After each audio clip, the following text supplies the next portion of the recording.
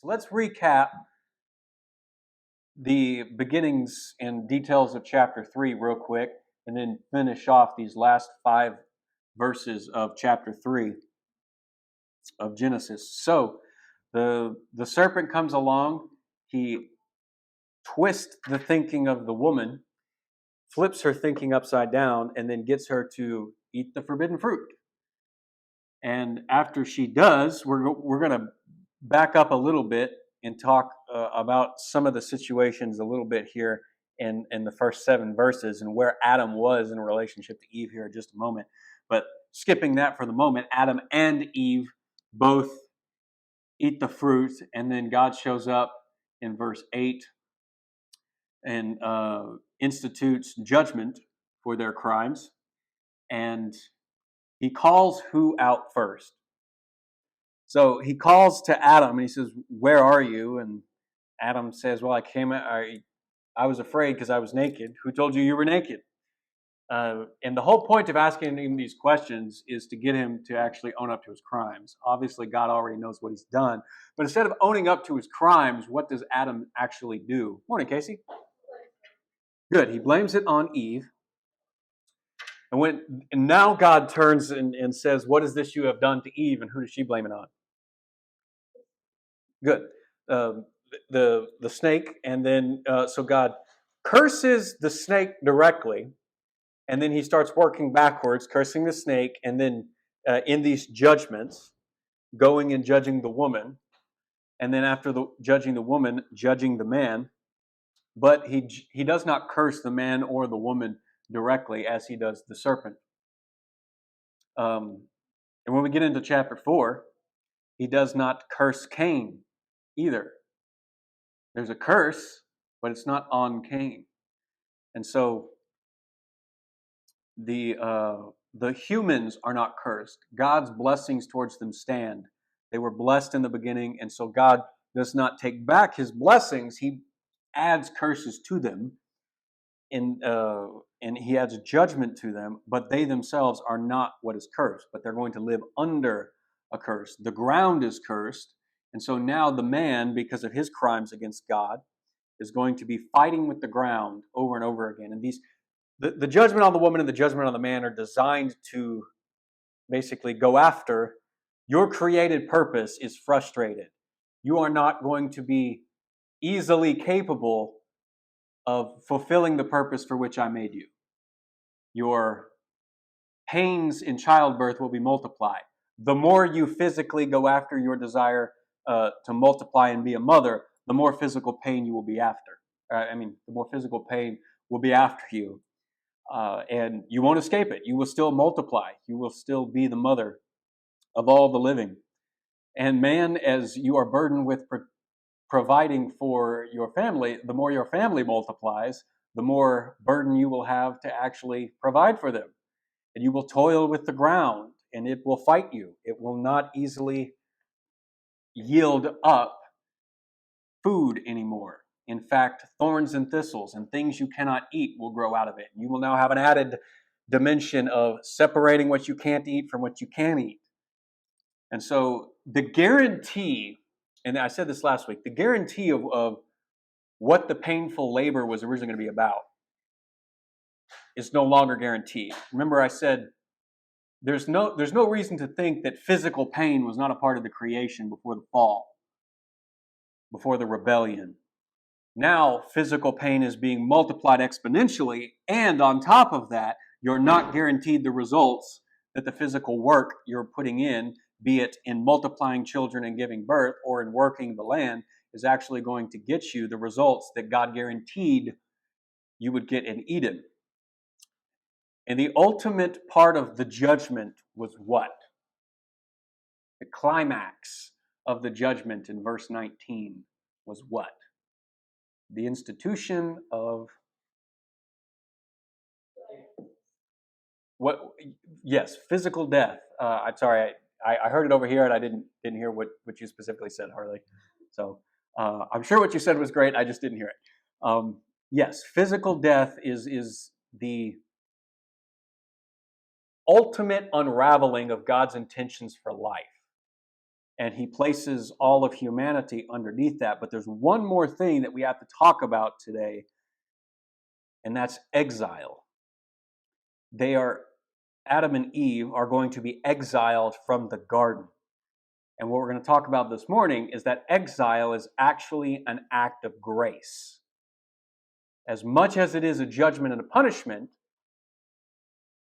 God withholds the depth of what he could do to us, shows us grace and mercy, even while he's judging us for our crimes.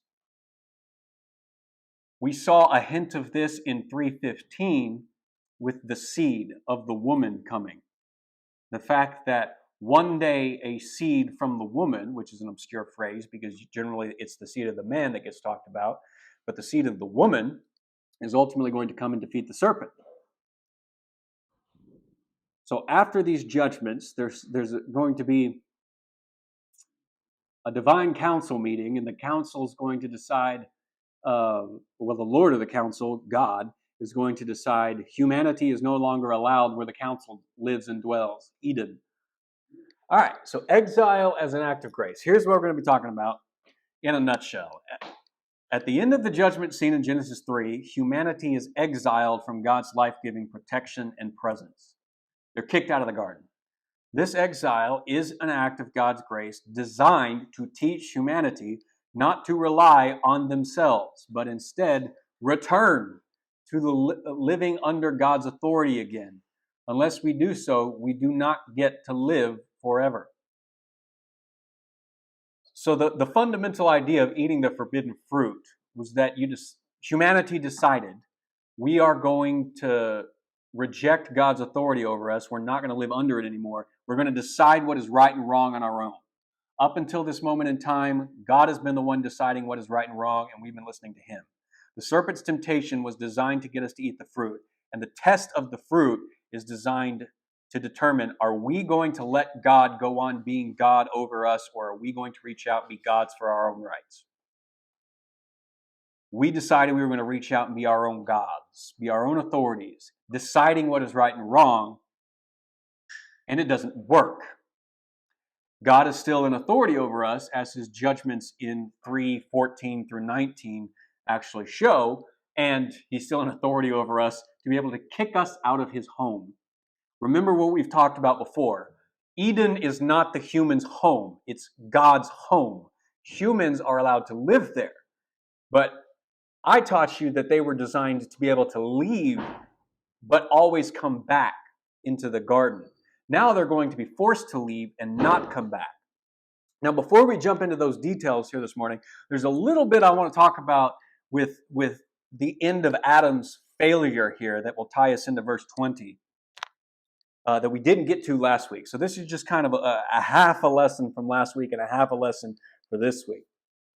So the question is not, did Adam fail? We talked about Adam had the primary, but not the sole, responsibility for what goes on in the garden.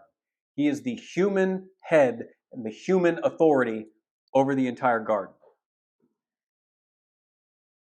So it's not, did he fail, but maybe in what way did he fail? How responsible Adam is might depend on where he is in relation to the woman. And where I say where, I mean this literally. Where is he in relation to Eve when the serpent is talking to Eve? This is a question that has been asked over and over again every generation. Does Genesis 3:6 that says, she also gave some to her husband who was with her and he ate, mean that Adam was standing right there the whole time the serpent and Eve are talking in the first 5 verses? And most people assume that he's standing right there because they read this verse and think that that's automatically what it means. But I want to tell you, it doesn't have to be that specific. Who was with her could merely mean that they were both there living in the garden together. It does not necessarily mean Adam was standing right there present when when the woman is being tempted by the serpent. A lot of people will just assume that and blame Adam for doing nothing. I'm telling you, it's possible that he's there. It is not conclusive. So don't jump to conclusions. A lot of people accept what they've always heard preached or taught in their churches, and then they don't question it and they jump to conclusions. This is a very popular one of those ways they go about that. So verse 17, because you listen to the voice of your wife, when God's about to judge the man, might indicate that he actually rebelled from communication from his wife, not from the serpent. So in the same way that God does not repeat the words, do not eat from the tree of the fruit of the knowledge of good and evil, in 2:15 through 17, God doesn't repeat this to the woman when the woman is created. So the serpent's tempting words are in no way repeated to the man. Does that mean the man was standing there, or does that mean the woman repeated the temptations to the man? Well, based on this language of you listen to the voice of your wife and not the voice of the serpent, it is possible that the man wasn't around to hear the serpent's words. And she repeated them to him, and he listened to her. It doesn't change his culpability. It doesn't change his responsibility. It doesn't change his failures. But it tweaks the timeline of events a little bit. Maybe God doesn't question the serpent when he comes along in verse 8 and calls the man out, and then the man blames the woman and the woman blames the serpent. Maybe he doesn't question the serpent because the serpent's not there anymore. He's achieved his goal and he's left. But God curses him without him actually being there. Reading Hebrew narrative, you have to ask these questions. These are not boom, boom, boom, back-to-back events. They eat the fruit. They get embarrassed by their nakedness. They make fig leaves, so time is passing. Are we expecting the serpent to just sit there and wallow and laugh at these creatures and then wait for God to show up and judge them? I mean, maybe, but it doesn't have to be read that way. And I'm telling you, neither does Adam's situation here have to be read as if he was standing there the entire time. So when the woman was tempted, she had to be twisted in her thinking and prompted with a reason to take the forbidden fruit. Regardless of whether Adam is there or not, there's this possible argument to make that Adam just flat out rebels against God. He just up and decides he wants the fruit and takes it from the woman and eats it with very little prompting. Like, there's no recorded conversation here about how Eve got him to do it. It just makes it look like Adam's like, sweet, if you're going to do it, I'm going to do it. And that attitude of saying, I know darn good and well God said not to do this, but I'm going to do it anyways. That would help make her deceived, like we talked about last week and what Paul talked about in 1 Timothy 2. She's deceived, but he's a conscious rebel. And it would explain some of God's tone in response to the judgment. Why is God's tone to the man so much harsher, so much more detailed, so much more lengthier in judgment? Because she was deceived, and maybe he just flat out rebels. Even if that's not his direct attitude, because of his direct revelation from God in 2:15 through 17 about what not to do, it's still that idea of rebellion. If Adam was right next to the woman when the serpent was present, his major failure would be through omission, meaning he didn't do something he was supposed to do. What was he supposed to do? So let's just keep in mind that the serpent does still seem to be present. That's one way to read it when God shows up. But it could just be because you would expect celestial beings of all kind to be somewhere in the garden. They're not physical beings.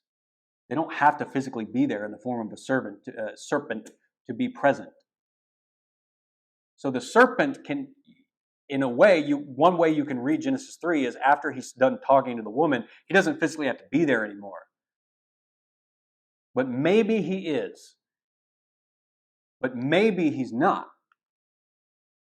If he is, and Adam's also there the whole time, then Adam just let the whole thing happen because he abdicates his priestly and prophetic responsibility and did not intervene to stop him. He didn't stop the serpent. He didn't stop his wife. He's the head of humanity, and he did not do anything to stop the rebellion. And if the celestial serpent wants to rebel and Adam stops the human rebellion, Adam's done his job. And God can curse the serpent and judge the celestial rebellion without actually having to judge humanity. Instead, they join the serpent in rebellion. In this case, he would have deliberately sat back, and done nothing to stop the serpent, rebuke him for his lies, or else keep the woman from taking the fruit. This would be failure by passivity, when he should be taking some active responsibility here. And I just want you to know, this is certainly a possible way to read the story. And in fact, it's a very popular way to read the story. It's pretty much how the story is always going to get preached in churches. However, you do not have to read it that way. Maybe the serpent is no longer there when Adam shows up, and maybe Adam and Eve are not standing there next to the tree of the knowledge of good and evil together. The phrase in 3:6 is not that specific. They live in the garden together. That could be all it means. Regardless of the details of the story, Adam still should have acted to stop the woman somehow. He should have acted to stop the woman. He should have acted to stop the serpent. He should have trusted God and obeyed the revelation that he was given. Instead, he fails in his responsibility to some degree. He flat out and consciously rebels against God in a way that the woman does not, and he plunges the world back into disorder and chaos that God made to be outside of the garden. He brought it in. He invited it into the garden. So God's going to protect the garden by kicking the people out. So there's this, some people call it a pattern of passivity. I'll use that phrase. Pre-sin. But I read one person who said, well, there might be a pattern of leadership after they have sinned. Adam led his wife right after they rebelled to, make clothing to cover their nakedness, which was useless, hiding from God, which was pointless, and then blaming others, his own wife, instead of owning his own guilt, which was complete and utter cowardice. So yeah, there's a bit of a pattern of leadership here after they've sinned, but it's all the wrong things you need to do. Maybe he's also actually leading in a different way. Maybe he's also leading in believing God's promises in the midst of this judgment. Verse 20, after Adam's judgment is finished, says, Adam named his wife Eve because she would be the mother of all the living. Eve, which is actually, we take it, this translation more from the Greek word, but in Hebrew, chava means life or living in Hebrew. It's in a feminine form because it's talking about a woman. So you could think of it in terms of mother of life, essentially. She's going to be the mother of all living people. By naming the woman, more specifically life, or woman of life, Adam seems to be expressing trust in God, trust in his words in verses 15 and 16. Oh, a seed will come from the woman. Oh, we're still going to be blessed and multiply. In verse 16, multiplying your pains and childbearing must mean that she's still going to bear children. Interesting. Good. Awesome.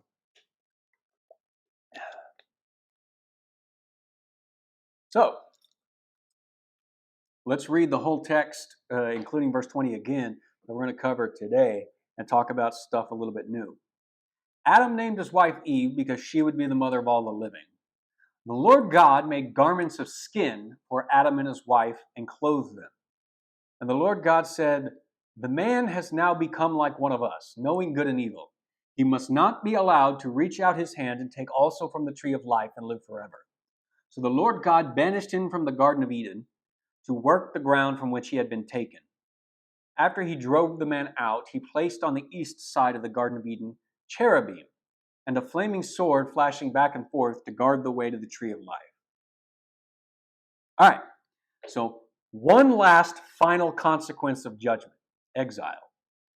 Yahweh God made garments of animal skin for Adam and Eve before he exiles them.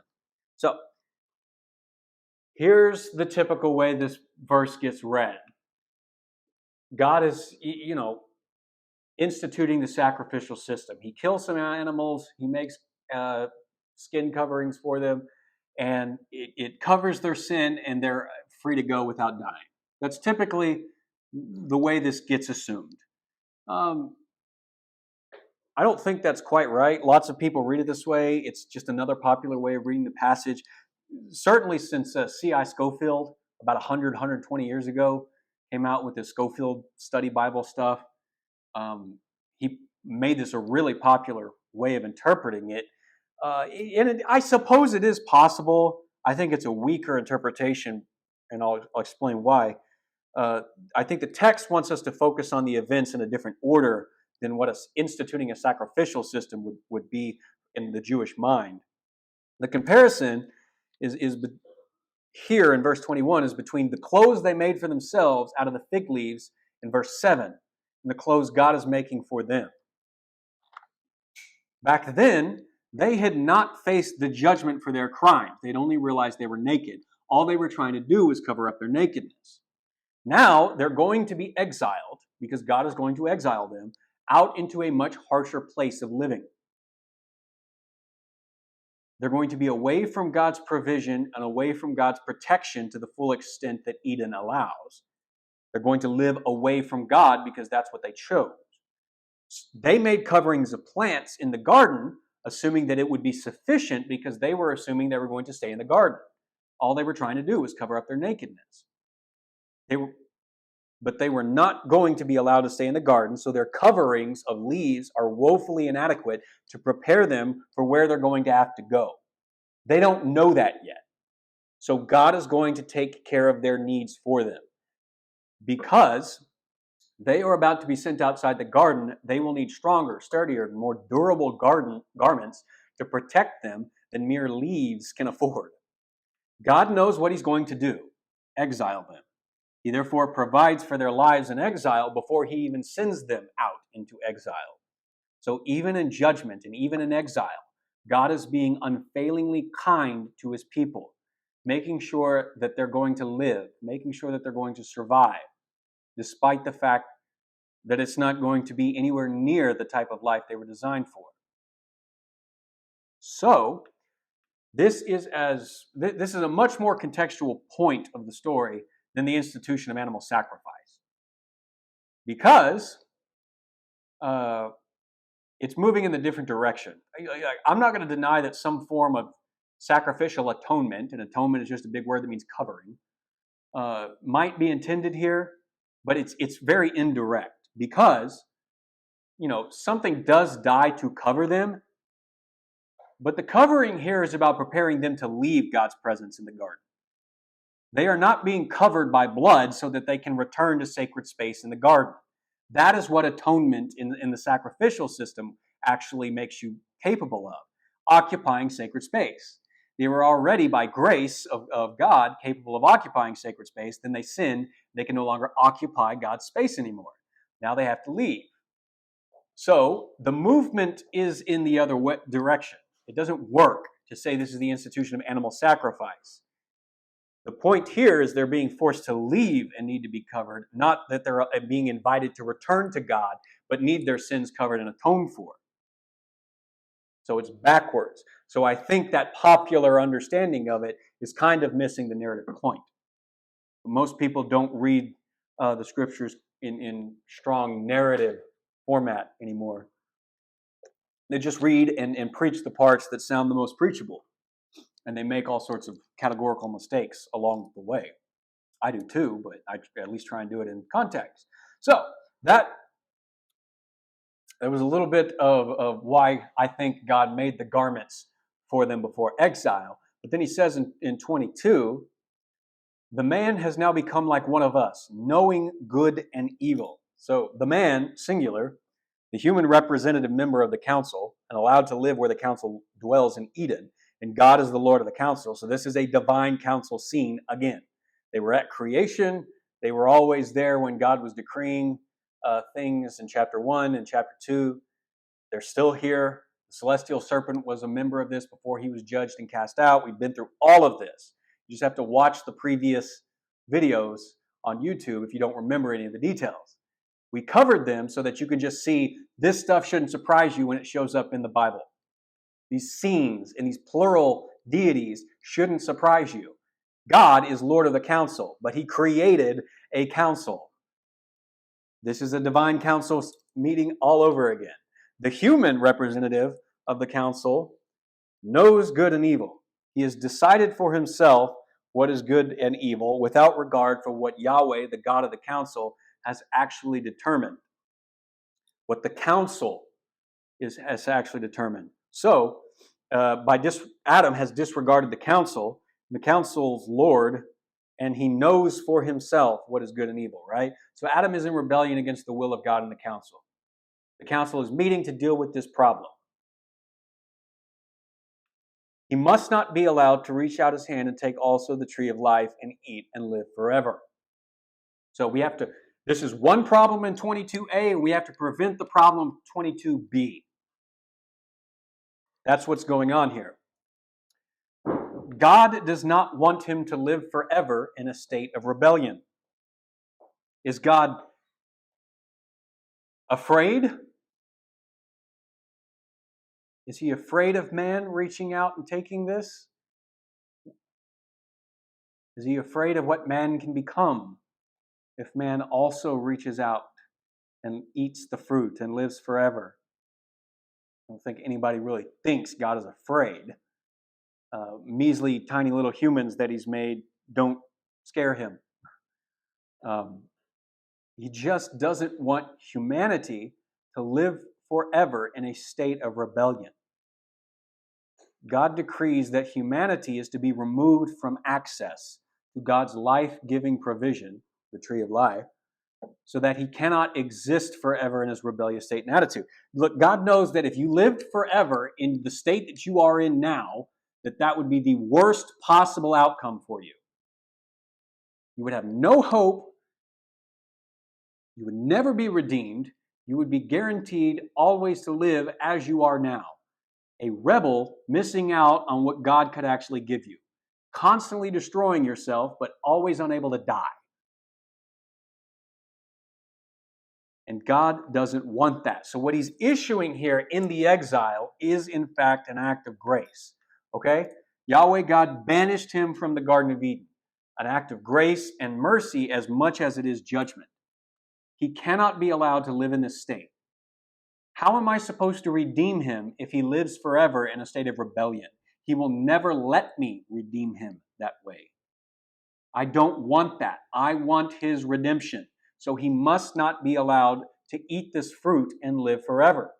If God let them live forever, as they currently are, they live forever outside of God's kingdom, his rule, his authority. Regardless of where they go on the earth, they're just going to be hopeless wanderers the entire time. They can never come back to Eden. But if they're sent away, they might be able to come back and stay again. This way, either physical death will end his rebellion, or they will actually seek to return to God and receive redemption. But one way or another, they're not going to be allowed to rebel forever. This way, they at least have two options instead of just one, by not eating the fruit of the tree of life. Rebellion will be limited, but redemption will be made possible by this exile. There's something God does in his grace. Yes, he exiles his people. But he also limits how much you can actually go away from God by actually exiling you and sending you away from him. It's interesting, but that's a whole Old Testament theology thing that we do not pay attention to very well. Okay, and then there's this truth, just to go back to the question, is God afraid? God is not afraid of rebellious humans, but for rebellious humans. By exiling humanity away from the comfort and the security of the garden, God forces humanity to face the consequences of rebellion in the hopes that people will see the results of their choices and instead turn from their own wisdom and choose to live under God's reign again. That's what this entire failure of humanity has been. You think you know better than God. You've got this pseudo-wisdom that makes you think that you know better than the guy who created this perfect living place and let you live in it in his grace and mercy. You think you're a better king than God. So go out and actually live with the consequences of your own decisions and see what kind of king you are. See what kind of queen you are. And when you've looked long and hard in the mirror and seen just the type of person that you are, decide for yourself if that's really how you want to live or if you want to come back to God and try another way. You see, a lot of people think that God's just a big meanie in the Old Testament. that he's all about judgment, that he's all about wrath, and that there's no grace. But the fact of the matter is they just don't know how to read the stories. The exile of Israel is entirely about God trying to be merciful to corporate Israel. Instead of letting them go their own way with idolatry day after day, year after year, generation after generation, he's trying to actually get them to come back to him. So yes, God judges sin, as we have seen. Yes, he punishes us for our crimes. But it's always designed to teach us the lesson and allow us to come back to him. And that grace and mercy is always flowing through the Old Testament if you know how to read the story. And it starts right here in Genesis where sin is introduced and rebellion is in the world. All right, a couple more things in verses 23 and 24. This idea of working and guarding post-exile comes up again. For verse 23, he's banished from the ground in Eden to work the ground from which he had been taken. The purpose of the man when he was brought to the garden in 2:15 stands even throughout that's supposed to be his, not his exile starting in 3:23 down until today. We are still living in exile from God's Eden because they go east after they leave Eden. The phrase east of Eden is a phrase we use even today to describe living outside of the garden. We are still in exile down to today, but our purpose that God instituted for us still stands. You just have to do it in harsher conditions. To guard the way of the tree of life, however, is something different. Remember, we're brought to the garden to serve it or work it and to guard it. However, we now have to be guarded from the garden. Whoops, that's a little bit different. So the man's purpose in 2:15 to guard the garden is now delegated to the cherubim, who now guard it from man. Okay, who are the cherubim?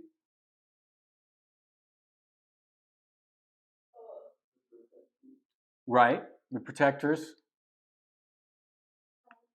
Guards, yes, they're the celestial secret servant agents. They are the guardians of God. They are the beings you now have to pass if you want to enter God's presence. In a way, this was delegated to man as far as the physical boundaries of Eden was concerned, but now man is the problem. So there's an inversion of ideas, and these guardians are set to work to cover the problem. So man no longer guards God's kingdom and presence from defilement because he is now defiled. God's presence needs to be guarded from him. This was a priestly duty, guarding sacred space. Service, chaved in Hebrew, and guarding, shamar in Hebrew. Now they're sent to work or serve to shamar outside the garden, and now they're, aved outside the garden, and they're shamarred from the garden. They're guarded from the garden. Their priestly responsibilities is turned on its head. The priestly responsibility to guard sacred space from defilement cannot be done by defiled beings. So you enter the non-humans, the non-defiled throne guardians of God, to actually guard it from people. Whoops. The world is screwed up.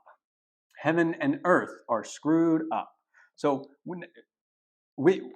it's important to understand this here at the beginning, because when God begins to reestablish Eden on earth by setting up the tabernacle, when he rescues his people Israel out of Egypt, meets them in the wilderness in exile, and then gives them the tabernacle, and they build the tabernacle, cherubim are everywhere in the picture of the tabernacle.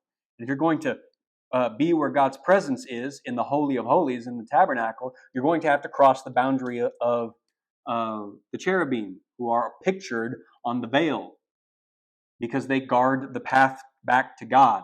Here it's the path to Eden. But wherever God's presence is, you see the cherubim all over the place. You see this in Isaiah 6. You see this in Ezekiel 1 through 10, whenever God appears to Ezekiel, and in other places and stuff. Stuff we've already covered. You can go back and you can watch those videos and lessons and stuff and see this.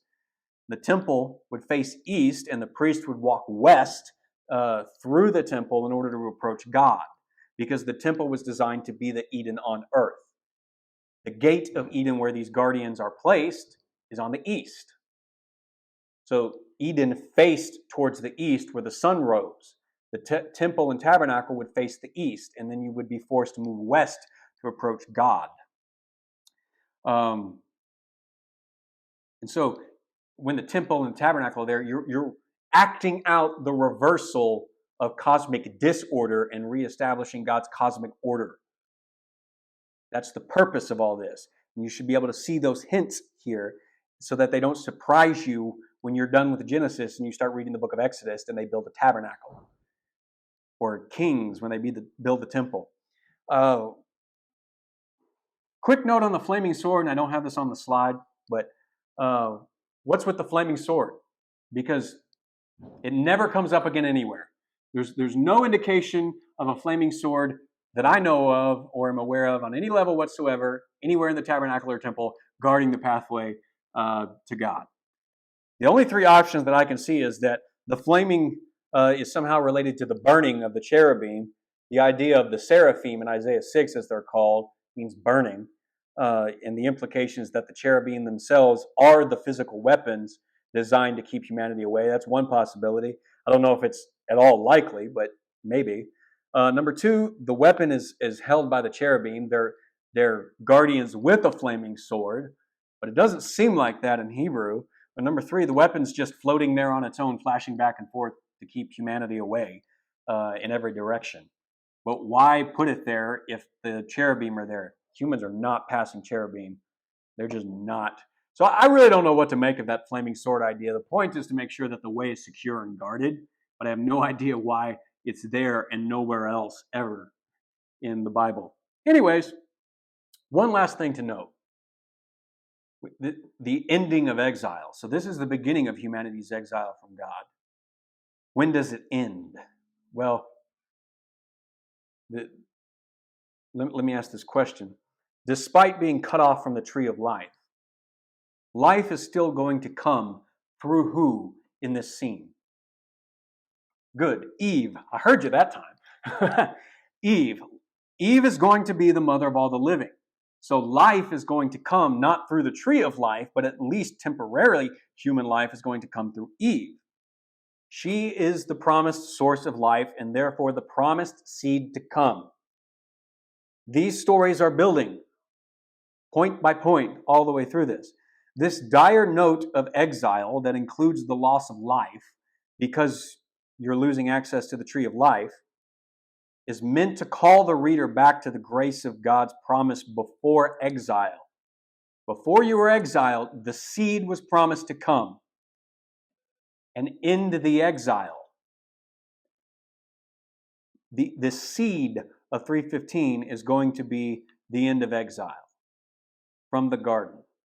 And you will find as you read the Old Testament, the prophets follow the same order of proclaiming redemption. Before exile even comes, they talk about the fact that you've sinned, you've broken this commandment of God, and you're going into exile. But there will be a Redeemer. After exile, a future Messiah, a Son of Man, a prophet, a priest, a king, whatever motifs and imagery they use all come together to describe somebody who will come in the future and regather God's people back into God's kingdom. Where we might be tempted to think that without access to God's exact previous blessings and gracious gifts, we have no hope left. Hope remains where God promises to send new blessings. Blessings of gracious life. Hope will be found not in the tree of life, but in the seed of the woman. Eve herself is not the seed. She will produce whomever it is. And the seed will reestablish God's kingdom presence on earth and give men unguarded access back to God's life-giving presence again. And we come from the very first book of the Bible to the very last book of the Bible, and we see someone speaking things like this: whoever has ears, let him hear what the Spirit says to the churches. To the one who is victorious, I will give the right to eat from the tree of life, which is in the paradise of God. Who's talking? Right here. My ears are stopped up with allergies. I can't hear you. Who's saying this word? Who's offering access to the tree of life again? Good. Jesus. Access to the tree of life is promised. here in 2:7. And then, we can't read all of this for the sake of time. Then, in the end of the book, Revelation 21, the new creation comes. Then I saw a new heaven and a new earth. For the first heaven and the first earth had passed away, and there was no longer any sea, which is a metaphor for chaos, as we saw in Genesis 1. I saw the holy city, the new Jerusalem, coming down out of heaven from God, prepared as a bride, beautifully dressed for her husband. And I heard a loud voice from the throne saying, "Look, God's dwelling place is now among the people, and I will dwell with them. They will be his people, and God himself will be with them and will be their God." That's language for new temple, new tabernacle creation, because it comes out of Exodus. When God says, "I'm going to build this temple, this tabernacle, and I'm going to dwell among you." Verse 4, he will wipe away every tear from their eyes. There will be no more death, or mourning, or crying, or pain. For the old order of things has passed away. This order of things that is instituted in Genesis 3 passed away. And he who sits on the throne said, "I am making everything new." Then he said, "Write this down, for these words are trustworthy and true." We'll skip those other verses and go on to the next chapter, Revelation 22, that says, "And then the angel showed me the river of the water of life, as clear as crystal, flowing from the throne of God and the Lamb. Down the middle of the street, of the great street of the city, rather, on each side of the river stood the tree of life, bearing 12 crops of fruit, yielding its fruit every month. And the leaves of the tree are for the healing of the nations. No longer will there be any curse. And the throne of God and the Lamb will be in the city, and his servants will serve him. They will see his face, and his name will be on their foreheads. There will be no more night. There will be no need. They will not need the light of a lamp or the light of the sun, for the Lord God will give them light, and they will reign forever and ever. And an angel said to me, "These words are trustworthy and true. The Lord, the God who inspired the prophets, who sent the angels to show his servants the things that must soon take place. Look, I am coming soon. Blessed is the one who keeps the words of the prophecies in this scroll." So we've gone from 2:7, where Jesus talks, down to 22:7, where Jesus talks again. A lot of the times in life, when you screw up and you lose what you had access to, you think, "That's it, I can't go back, and there's no more hope."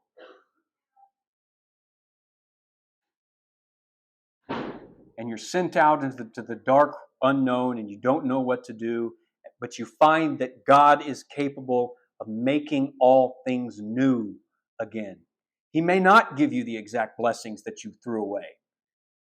He may give you something entirely new, a new creation, not rebuilding the exact same Eden on earth, but the Edenic-like state of access where God dwells on earth with man being rebuilt again. And it comes not by forcing your way into Eden. It comes by believing God's promises and accepting that he is God, submitting to his rule and to his chosen king, whom he has given all authority in heaven and earth. And that king has given access to his people and will one day make it official worldwide that we get to live with God forever in this world. It's not exactly the same things that we left behind, but it is eternal and indistinguishable and uncorruptible. And that's the hope that you want to have when you're dealing with your regrets and with your pain. Maybe you have to leave. Maybe God sends you away. But maybe what he's ultimately going to lead you towards is not the same thing, but even better in the end. If, like Adam, in the midst of judgment and pain, you actually believe his promises and face your exile and learn your lesson and let God be king again.